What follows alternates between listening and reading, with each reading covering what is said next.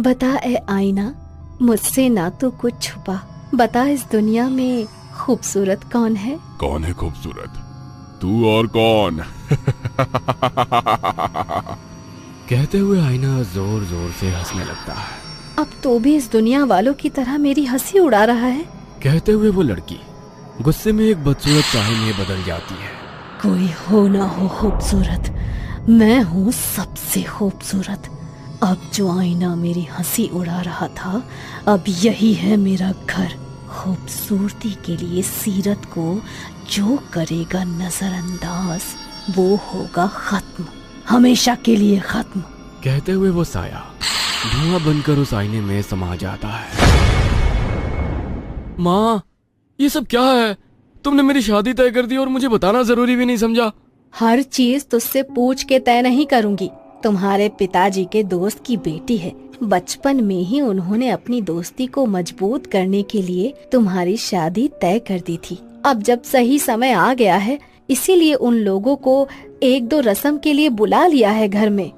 माँ, आपने सीधे रस्म के लिए बुला लिया, एक बार भी नहीं सोचा कि यदि मैं किसी से प्यार करता हूँगा तो? देखो, सब कुछ तय है। तुम कल मेहमानों के सामने कोई नाटक मत करना। माँ की बात सुनकर अनिमेष गुस्से से अपने कमरे में चला गया और फोन पर किसी से बात करने लगा। फोन पर बात करते करते उसके चेहरे पर चमक आ गई। अगले दिन सब मेहमान उनके घर आ चुके थे, मगर लड़की घूंघट किए बैठी थी। ये बात अनिमेष और उसकी माँ उषा जी को बहुत अजीब लगी। अरे ये क्या, तुमने मुंह क्यों ढक रखा है? अपना चेहरा तो दिखाओ बेटी। अरे भाभी जी, वो थोड़ी सी शर्मीली है, अभी आप लोगों को जानती नहीं है ना, इसीलिए शर्मा रही है। शादी के बाद सब ठीक हो जाएगा। उनका ये तर्क उषा जी को कुछ समझ में नहीं आया, मगर अपने पति के वादे को पूरा करने के लिए उन्होंने ज्यादा सवाल जवाब किए बिना शादी करवा दी। मगर शादी की रात ही अनिमेष गुस्सा होते हुए बोला, माँ, तुमने मेरी बात नहीं मानी ना? देखो, हमारे साथ धोखा हुआ है। धोखा? कैसा धोखा? अरे लड़की के पूरे चेहरे पर दाने दाने हैं, बहुत ही गंदी लग रही है। गंदी लग रही है? क्या कह रहा है तू? जरा मैं भी तो जाकर देखूं। उषा जी उस लड़की को जाकर देखने लगी। उसके दाग वाले चेहरे को देखकर वो भी गुस्से में बोली, अच्छा, तो ये है तुम्हारे संस्कार, इसीलिए तुम लोगों ने चेहरा नहीं बताया था। ये तो सरासर धोखा है रूपिका। आई एम सॉरी, मैं आप लोगों को सब कुछ सच बताना चाहती थी, मगर मेरे घर वाले तैयार नहीं हुए। मेरी कोई गलती नहीं है। आप फिक्र ना करें, ये परमानेंट नहीं है, इनका इलाज चल रहा है, कुछ ही दिनों में ये ठीक हो जाएंगे। धीरे धीरे लड़की की मीठी आवाज, बोलने के लहजे और काम काज के तरीके से उसने उषा जी के दिल को तो पिघला दिया। मगर अनिमेष अभी भी नाराज था। उसकी ऑफिस की छुट्टी वाले दिन उषा जी बोली, बेटा, जो कुछ भी हुआ उसे भूल जा। अब वो तेरी पत्नी है, इस घर की बहू। उसके साथ अच्छे से रहा कर। चेहरे की सुंदरता का क्या है, आज है कल नहीं, मगर वो लड़की मन से सुंदर है बेटा। प्लीज माँ, मुझसे कोई बहस मत करो, मुझे कहीं नहीं जाना। तभी उसके फोन पर किसी का फोन आया तो बात करते हुए अनिमेष मुस्कुराने लगा। ठीक है माँ, मैं उसे अपने साथ ले जाता हूँ। अनिमेष रूपिका को पहली बार बाहर लेकर जा रहा था, इसलिए वो बहुत एक्साइटेड थी। वो अच्छे से तैयार होकर अनिमेष के साथ घूमने निकल गई। अनिमेष उसे पहाड़ों पर घुमाने के लिए ले गया।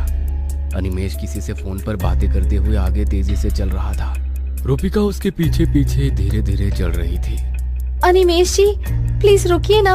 अनिमेष जी, मैं पीछे रह गई हूँ। अनिमेष जी। हाँ, तुम पीछे रहोगी तो मैं क्या करूँ? फटाफट चल नहीं सकती? नाम रूपिका और शक्ल। अरे इतना धीरे धीरे चलोगी तो कुछ घूम नहीं पाओगी। रूपिका धीरे धीरे आगे बढ़ रही थी। तभी उसे किनारे पर एक कांच चमकता हुआ नजर आया। अरे ये क्या है? कहते हुए उसने उस कांच को उठाया तो उसमें उसे किसी और का अक्स नजर आया। वो हैरान हो गई, मगर जैसे ही उसने दोबारा देखा तो उसी का अक्स था। मगर वो अक्स कांच पर कुछ ऐसे हिल रहा था मानो वो अक्स कांच पर ना होकर पानी पर हो। कितना अजीब सा कांच है, मगर दिख तो सुंदर रहा है। इसे अपने पास रख लेती हूँ। कहते हुए उसने उस कांच को अपने पास रख लिया, मगर तब तक अनिमेष काफी दूर चला गया था। रूपिका तेजी से कदम बढ़ाते हुए कुछ ही पल में उसके पास पहुंच चुकी थी। रूपिका को खुद हैरानी हो रही थी कि वो इतनी जल्दी कैसे चल पाई। अरे तुम तो काफी पीछे रह गई थी, अचानक से यहाँ कैसे? तभी एक लड़की वहां आई और अनिमेश के गले लगकर खुश हो गई और फिर उसने हिराकत भरी नजरों से रूपिका की ओर देखा। फिर उन्होंने आंखों ही आंखों में कुछ बात करी और वो लोग रूपिका के साथ आगे चलने लगे। पहाड़ की चोटी पर पहुंचने के बाद, जहां पर बहुत कम लोग थे, वहां से उन्होंने सेल्फी खींचने के बहाने रूपिका को धक्का दे दिया। चलो, जान छूटी। अब हमारे मोबाइल में भी प्रूफ है कि हम सेल्फी खींच रहे थे जब ये हादसा हुआ। तुमने बहुत अच्छा प्लान बनाया था। सांप भी मर गया, लाठी भी नहीं टूटी। बस कुछ दिनों में हम दोनों एक हो जाएंगे। मैं भी बहुत दिनों से इसी का इंतजार कर रही थी। अब आंटी को भी हमारी शादी से कोई ऐतराज नहीं होगा। कहते हुए वो लड़की हंसने लगी और वो दोनों रूपिका के गिर जाने का शोर मचाने लगे। कोई है? प्लीज हेल्प मी, मेरी वाइफ यहाँ गिर गई है। उसकी आवाज सुनकर बहुत सारे लोग वहाँ पर इकट्ठे हो गए। कुछ देर में पुलिस वहाँ पर आ गई और अपनी टीम के साथ रूपिका को ढूंढने लगी, मगर उन्हें कहीं भी रूपिका नहीं मिली। सर देखिए, नीचे बहुत गहरी खाई है, अभी रात होने वाली है। हम उसका रेस्क्यू सुबह ही शुरू कर सकते हैं। रात भर में यदि उसे कुछ हो गया, कोई जंगली जानवर ने उसे खा लिया तो हम लोग इस वक्त कुछ भी करने में सक्षम नहीं है सर। आप लोग भी अपने घर जाइए, सुबह देखते हैं क्या कर सकते हैं। अनिमेश और वो लड़की एक दूसरे को देखकर मुस्कुराने लगे और इंस्पेक्टर के साथ ही पहाड़ से उतरकर जैसे ही अपनी कार के पास पहुंचे, कार में रुचिका बैठी हुई थी। तुम यहाँ? तुम तो... हाँ जी, मैं बहुत देर से आपका यहाँ पर इंतजार कर रही थी। तुम पहाड़ पर क्या कर रहे थे? अनिमेश हैरानी से उस लड़की की तरफ देखता है। लड़की गुस्सा होकर वहां से चली जाती है। अनिमेश रूपिका की साइड वाली सीट पर बैठकर ड्राइव करने लगता है। तो बैक व्यू मिरर में रूपिका का चेहरा बहुत ही भयानक नजर आता है। वो डर कर अगले ही पल जैसे ही रूपिका को देखता है तो वो पहले की तरह ही नॉर्मल थी। घर पहुंचकर अनिमेश गुस्से से अपने कमरे में चला गया। रूपिका, क्या हुआ है इसे? ये इतने गुस्से में क्यों है?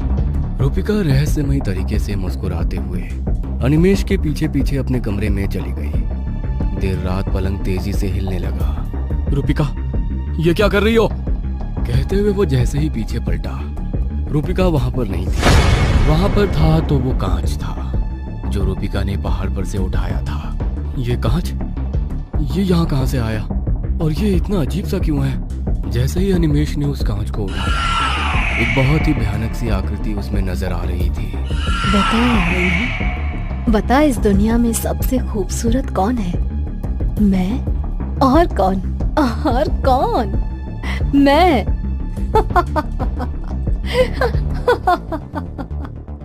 कहते हुए वो जोर जोर से हंसने लगी। अनिमेश ने उस भयानक आकृति को देखकर उस कांच को फेंक दिया। जैसे ही उसने कांच को फेंका, उसमें से धुआं निकलकर बाहर आया और उसने एक औरत का रूप ले लिया। इस दुनिया में सभी को चांद पसंद है, मगर कोई उस चांद के दाग को नहीं देखता। जब ईश्वर ने उस चांद में भी दाग बनाए हैं तो इंसान की क्या औकात है। मगर तुम्हारे जैसे लोग सुंदरता में इस तरह खो जाते हैं कि उन्हें होश ही नहीं रहता कि मन की सुंदरता भी कोई चीज होती है। अब तुम भी बहुत सुंदर हो जाओगे, बिल्कुल मेरी तरह। कहते हुए उस साई ने अनिमेश का हाथ पकड़ा तो उसके पूरे शरीर पर दाने दाने हो गए। उसमें से रक्त और मवाद बह रहा था। नहीं, ये नहीं हो सकता। तुम मेरे साथ ऐसा कुछ नहीं करोगी। इससे अच्छा कि तुम मुझे मार दो। कुरूप इंसान का मजाक उड़ाने वाले हर व्यक्ति के साथ ऐसा ही होगा। अब ना ही तू जी पाएगा और ना ही मर पाएगा। बोलते हुए वो साया फिर से उस कांच में समा गया। बता है आईना, बता इस दुनिया में सबसे सुंदर कौन? मैं। और कौन? मैं और कौन? कहीं आप भी तो सुंदरता को चाहने वालों में से तो नहीं है? वैसे तो ज्यादातर लोगों की तरह मेरा भी भूत प्रेत पर विश्वास नहीं था। ये सब मुझे इंसान के डर से बने हुए ख्याल या उनका वहम लगता। इसलिए मुझे कभी भी रात में अकेले सफर करने या सुनसान जगह पर जाने से डर नहीं लगता था। पर कभी कभी जिंदगी हमें कुछ ऐसे हालातों से रूबरू करवाती है कि सच्चाई और वहम इन दोनों का फासला ही खत्म हो जाता है। रात का समय, एक सुनसान सा रास्ता, हवा से बातें करती हुई मैं और मेरी बाइक। अमावस का अंधेरा था, ठंडी ठंडी हवाएं चल रही थी और रास्ते पर मुश्किल से कोई गाड़ी थी। मैं अपने ही धुन में बाइक चलाते हुए आगे बढ़ रहा था। तभी मुझे एक बुजुर्ग आदमी रास्ते के एक तरफ चलते हुए दिखाई देता है। इतनी रात को ये बुजुर्ग आदमी इस सुनसान रास्ते पर आखिर क्या कर रहा है? ऐसा सोचकर मैंने बाइक उसके पास रोक दी और उन्हें आवाज लगाई। अरे दादाजी, इतनी रात गए, आप यहाँ क्या कर रहे हो? दादाजी मेरी आवाज सुनकर रुके और धीरे से मेरी तरफ मुड़े। 1 मिनट से ज्यादा वो मुझे घूरे ही जा रहे थे। मुझे थोड़ा अजीब लगा। दादाजी बूढ़े थे, पर अभी भी उनका कद और शरीर किसी पहलवान से कम नहीं था। बड़ी मूछें और चेहरे पर हल्की हल्की झुर्रियां, बदन पर ओढ़ी हुई एक शॉल और पैरों में पहनी हुई गांव की चप्पल। मैंने उनसे फिर पूछा, अरे आप इतनी रात गए इस सुनसान सड़क पर क्या कर रहे हो? दादाजी हल्का सा मुस्कुराए और बोले, बस अपनी मंजिल की तरफ जा रहा हूँ। ये सुनकर मैं थोड़ा हैरान हुआ। वैसे तो मैं कभी किसी अजनबी को लिफ्ट नहीं देता था, पर एक बुजुर्ग आदमी इतनी रात गए सुनसान सड़क पर चलते हुए आखिर जा कहाँ रहा था, ये सवाल मेरे जहन में था। मंजिल? कौन सी मंजिल? एक देहाती जैसे दिखने वाले बूढ़े की मंजिल क्या हो सकती है? एक गांव। मुझे थोड़ा अजीब लगा, क्योंकि आते वक्त ना तो मुझे कोई गांव दिखा था और ना ही कोई घर की रोशनी। मैंने उस रास्ते पर आगे तक नजर डाली, पर दूर दूर तक कोई गांव या घर नहीं दिख रहा था। पर यहाँ तो आसपास कोई गांव नजर नहीं आ रहा। दादाजी फिर मुस्कुराए और बोले, खुली आंखों को जो नहीं दिखता वो इस संसार में है ही नहीं, ऐसा मानना जरूरी तो नहीं। दादाजी की बातें मुझे समझने में थोड़ी अटपटी लग रही थी। मैं बात समझ गया हूँ, ऐसा प्रतीत करने के लिए अपना मैंने सिर हिलाया, पर मेरी शक्ल के भाव से दादाजी सब समझ गए। हम बूढ़े गांव वालों की बातें तुम जैसे शहर बाबू के पल्ले नहीं पड़ेगी। नहीं दादाजी, ऐसी कोई बात नहीं है, मैं तो बस आपकी मदद करने जा रहा था। कभी कभी किसी की मदद करना भारी भी पड़ सकता है। और दादाजी की ये बातें मेरे पल्ले नहीं पड़ रही थी। एक अकेले बूढ़े आदमी की मदद करने मैं यहाँ रुका हूँ और ये आदमी मुझसे ऊट पटांग बातें कर रहा है। आखिर इसे मेरी मदद की जरूरत है या नहीं? मुझे लगा था आपको मेरी मदद की जरूरत होगी, इसलिए मैं यहाँ रुका था, पर आप तो मुझे ही खरी खोटी सुना रहे हो। इस पर दादाजी ने हंसते हुए कहा, तुम्हारा बहुत बहुत शुक्रिया, पर मेरा गांव यहीं पास में ही है, मैं पैदल चला जाऊंगा। इतनी देर से मैं वहां रुका था। अगर ये बात पहले ही कह दी होती तो मैं अब तक आगे पहुंच चुका होता, पर एक बुजुर्ग आदमी को क्या ही कहना। ऐसा सोचकर मैंने गाड़ी स्टार्ट की। ठीक है दादाजी, मैं चलता हूँ तब। इतने में उस आदमी ने मेरा हाथ पकड़ लिया। मैं थोड़ा डर गया। अब तक ये आदमी सिर्फ अजीब अजीब बातें कर रहा था, पर अब तो इसने मेरा हाथ पकड़ लिया। मैंने झिझकते हुए पूछा, क्या हुआ दादाजी, आपको कुछ चाहिए? दादाजी ने मेरा हाथ छोड़ दिया, मेरी तरफ देखा और मुस्कुराते हुए बोले, तुम मेरी मदद के लिए रुके, मुझे दादाजी कहा, इसलिए मैं तुम्हें एक पते की बात बताता हूँ।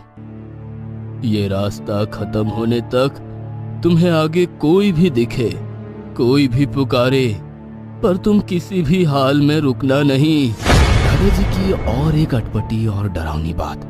आखिर वो आदमी इस बात से मुझे क्या समझाने की कोशिश कर रहा था? या फिर वो आदमी सड़क का कोई पागल था जो मेरे गले पड़ गया था? मैंने उससे जान छुड़ाने के लिए कहा, हाँ हाँ दादाजी, मैं नहीं रुकूंगा। मैंने जल्दी से बाइक का गियर डाला और एक्सीलेटर दिया। मेरी बाइक अब फिर से उस रास्ते पर चल पड़ी। मैंने शीशे में देखा तो वो बूढ़ा अभी भी मेरी तरफ देखकर हंस रहा था। मैंने अपनी बाइक की स्पीड बढ़ाई और उस आदमी को पीछे छोड़ दिया। हे भगवान, जान छूटी। लगता है कोई पागल ही होगा जो इतनी रात गए सुनसान सड़क पर चल रहा है और मदद के लिए पूछने पर ऐसी अटपटी बातें कर रहा था। मैं फिर से हवा से बातें करते हुए उस काली रात में अपने धुन में बाइक चलाने लगा। मेरे मन में प्रश्नों का जंजाल बन रहा था। क्या सच में वो आदमी पागल था क्या सच में वहां आसपास कोई गांव होगा? और उस आदमी ने मुझे इस रास्ते पर ना रुकने की सलाह क्यों दी?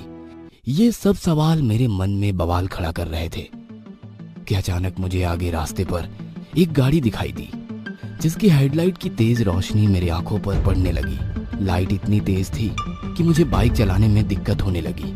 मैंने अपनी बाइक रोकी और उस गाड़ी वाले पर चिल्लाने लगा, अरे कौन है? लाइट बंद करो, तुम्हारे इस तेज रोशनी से आने जाने वालों को दिक्कत हो रही है। पर ना उस गाड़ी की लाइट बंद हुई और ना ही किसी इंसान का कोई जवाब आया। अब मेरा खून खौलने लगा। एक तो उस बूढ़े आदमी ने मेरा वक्त जाया किया और ऊपर से ये गाड़ी वाला भी मुझे साइड नहीं दे रहा। मैंने अपनी बाइक खड़ी की और उस गाड़ी की तरफ चिल्लाते हुए बढ़ा, अरे बहरे हो क्या? सुनाई नहीं देता? लाइट बंद करने को बोल रहा हूँ। मैं गाड़ी के पास गया और अंदर देखा तो गाड़ी में कोई नहीं था। मुझे थोड़ा अजीब लगा, पर जैसे ही मैंने पीछे मुड़कर देखा तो मेरे होश उड़ गए। एक आदमी जिसका मुंह बुरी तरह कुचला गया था, एक हाथ आधा टूटा था जिससे खून बह रहा था, और पेट इतना फटा था कि अंदर की आंतें साफ साफ दिख रही थी। उस पर मेरे बदन से पसीना बह रहा था। डर के मारे मेरा मुंह खुला का खुला था और शरीर ठंडा पड़ गया था। वह मुझे देखकर हंसा। हंसने के लिए जब उसने अपना मुंह खोला तो उसकी जुबान नीचे गिर गई, जो कि जमीन पर गिरकर छटपटाने लगी। अचानक उसकी जुबान उछलकर मेरे पास आई। मैं डर गया और वहां से भागने लगा। उस सुनसान सड़क पर जहां रोशनी की कोई गुंजाइश नहीं थी, मैं पागलों की तरह दौड़ रहा था। बचाओ, कोई है, बचाओ! पर मेरी चीखें हवा में ही कहीं खो रही थी। उन्हें सुनने वाला वहां कोई नहीं था। भागते भागते मुझे एक टूटा हुआ मकान दिखा। मैं जल्दी से उस मकान की तरफ गया। मकान का दरवाजा खुला ही था, शायद वहां कोई रहता नहीं था। मैं उस मकान के अंदर चला गया और दरवाजा जोर से बंद कर दिया। मैं एक कोने में जाकर बैठ गया। मेरा पूरा शरीर कांप रहा था। इतनी ठंड में भी मेरा माथा पसीने से भरा था और मेरा दिल जोर जोर से धड़क रहा था। मेरे मन में अजीब अजीब ख्याल आ रहे थे। क्या वो कोई भूत था या कोई और? वह बूढ़ा आदमी इन सब के बारे में कैसे जानता था? कहीं ये वही बूढ़ा आदमी तो नहीं? ये सारे सवाल मेरे जहन में घूम रहे थे। तभी दरवाजे पर जोर जोर से दस्तक पड़ने लगती है। दस्तक के साथ साथ एक डरावनी आवाज भी रात के सन्नाटे को चीरते हुए मेरे कानों पर पड़ती है। मेरे दिल की धड़कनें तेज होने लगती है। मेरा शरीर कांपने लगता है।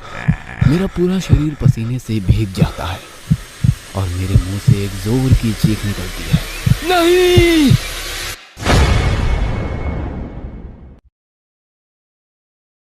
अचानक मेरी चीख के साथ सब कुछ शांत हो जाता है। दरवाजे की दस्तक, वो भयानक आवाज, सब कुछ देर के लिए ही सही, पर अब मेरी जान में जान आ गई थी। मुझे कैसे भी करके यहां से निकलना था। मैं बड़ी हिम्मत करके उस दरवाजे के पास गया। दरवाजे पर एक छोटा सा छेद था जिससे थोड़ी सी रोशनी अंदर आ रही थी। मैंने उस छेद से बाहर देखने की कोशिश की और आखिरकार वह काली रात गुजर चुकी थी। मैं उस मकान से बाहर आया तो दिन ढल चुका था। मैं अपनी बाइक ढूंढने लगा और आखिरकार मैं रास्ते पर पहुंच गया। मैंने देखा कि वहां बहुत सारे लोगों की भीड़ जमी हुई है और उस भीड़ में वह पागल बूढ़ा आदमी भी था। एम्बुलेंस में किसी की लाश ले जा रहे थे। मैं उस बूढ़े आदमी के पास गया। वो एक दूसरे आदमी से कुछ कह रहा था। आखिरकार इस रास्ते ने और एक जान ले ली। मैंने इसे मना भी किया था, पर नियति के सामने कोई क्या कर सकता है। एक हवा का झोंका आया और लाश के मुंह पर से कपड़ा हट गया और मैंने जो देखा वह दिल दहला देने वाला था। मुझे हमेशा से लगता था कि भूत प्रेत का वहम है, पर अब मैं खुद इस हाईवे पर अपना शिकार ढूंढता हूं।